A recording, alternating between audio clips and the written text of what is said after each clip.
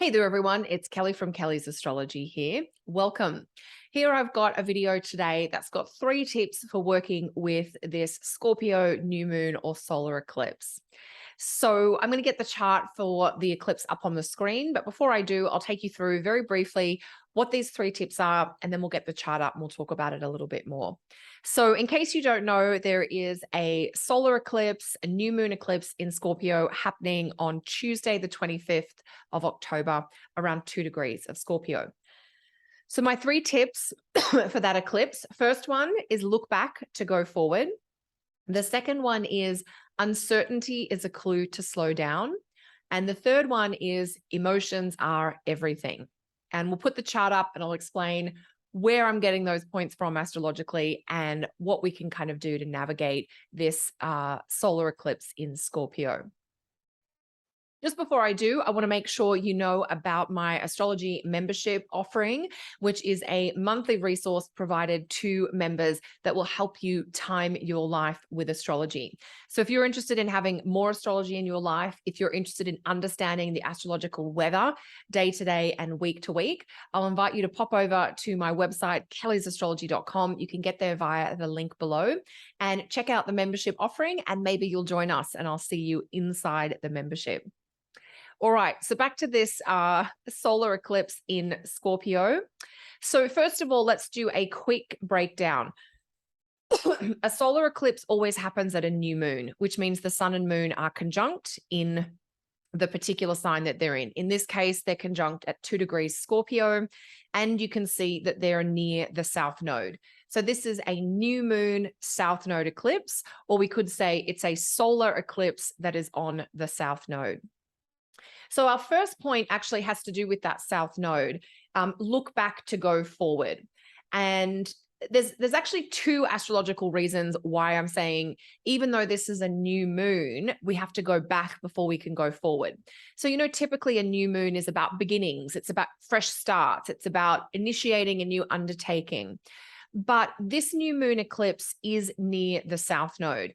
And the south node is more about the past. It's more about going deep inside, and it's more about clearing things out.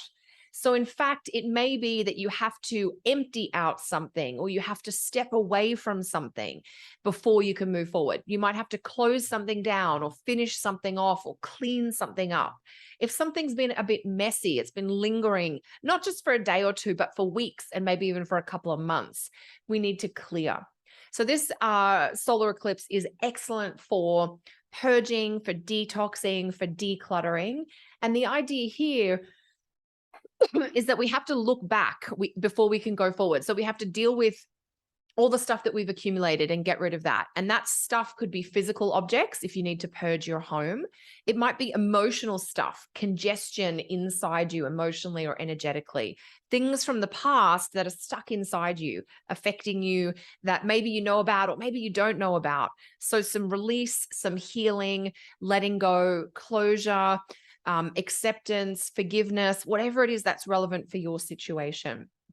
The other reason this eclipse is about looking back to go forward, or looking back before you can go forward, is that the ruler of the eclipse, so the ruler of the eclipse is the planet that rules the sign the moon is in at the time of the eclipse. So that's Mars as the traditional ruler of Scorpio.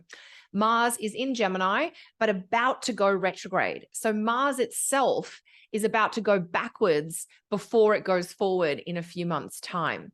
And so there's a couple of messages in this eclipse about we need to deal with some unfinished business. We need to deal with old stuff before we can initiate anything new.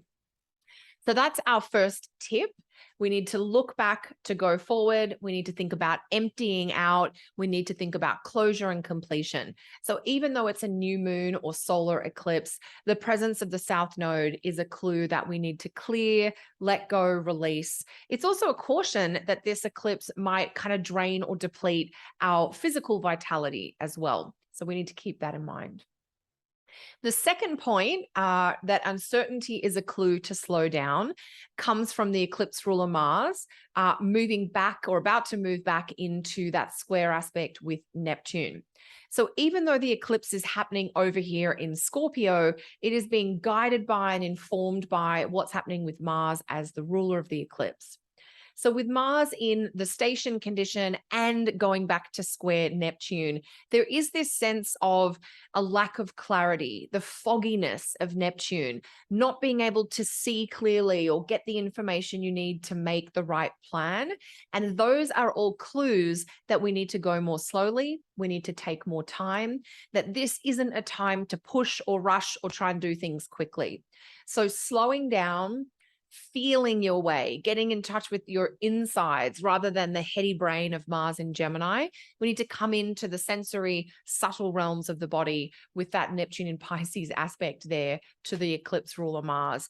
And we have to check in with how we feel in our body, how we're responding to different people or possibilities. And we have to acknowledge that. If there's a part of you that's like, oh, when a certain person or a certain situation comes up, acknowledge that. And how can you protect yourself or even distance yourself if that's necessary? So uncertainty is a clue to slow down. This is not an eclipse for moving quickly. It is an eclipse for taking extra time, delaying things that aren't essential, and giving yourself a little bit of a chance to pause and maybe not even try and review and reflect, because there's strategic implications there.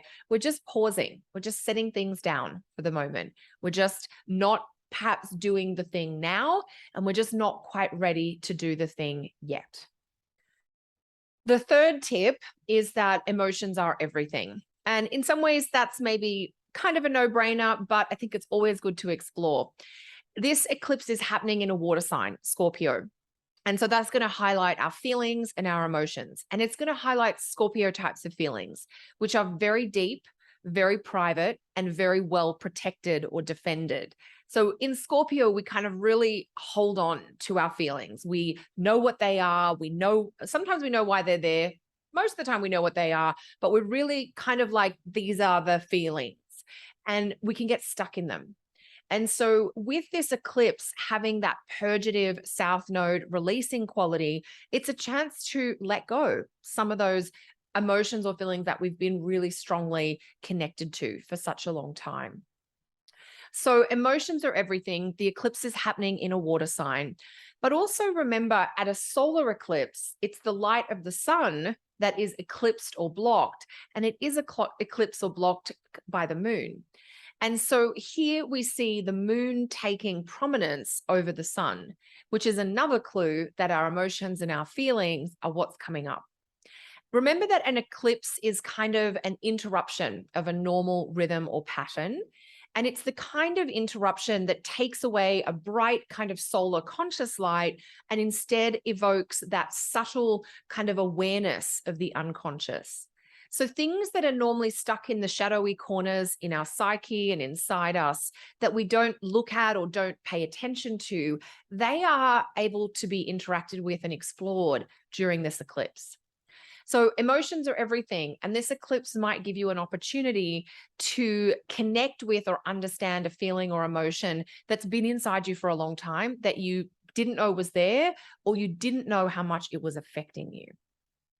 Another way we see so much emotion and feeling and sensitivity, and maybe even a little bit of that intuitive psychic quality coming in at this eclipse, is of course through that eclipse ruler Mars being an aspect to Neptune, a planet full of feelings, but also Neptune coming from a place, a sign that is very full of its own emotion. You know, in Pisces, we have big emotions. We have the full spectrum of emotion. In Scorpio, we have the Marsy type emotions, which can be more uncomfortable emotions. It can be emotions like anger or rage or betrayal or hurt.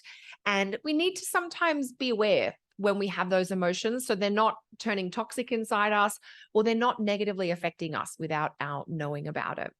So emotions are everything. And this eclipse can be a helpful kind of activator to stir, and, you know, may not be a pleasant experience, but we can have some releasing or letting go of those difficult emotions.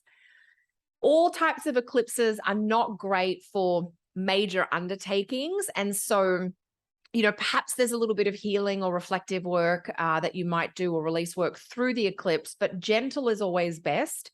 Keep in mind that the energy and influence of this eclipse, the solar eclipse on the 25th of October, is in play for 2 weeks, from the 25th of October until November 8th, when we have the lunar eclipse.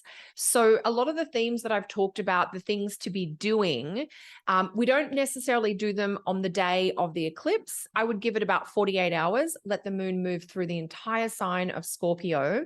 And then it's those 2 weeks following. That's what we want to kind of use our energy and our attention for.